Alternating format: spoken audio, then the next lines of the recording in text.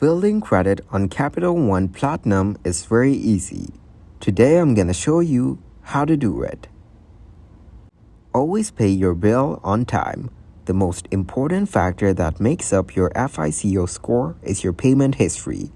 Now, you should strive to always pay your card's bill early or on time and never miss a payment. Then keep your debt at a minimum.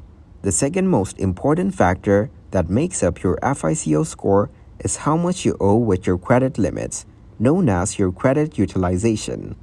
Now, to score well in this category, you should strive to keep your credit utilization ratio at 30% or less. If you have a credit card with a $1,000 limit, this means you should keep your revolving balance below $300 at all times. Seek out credit line increases when eligible. Now, this could be as soon as 6 months with the Capital One Platinum card. By increasing your credit limit, you make it easier to keep your credit utilization ratio in check. Then monitor your credit score over time.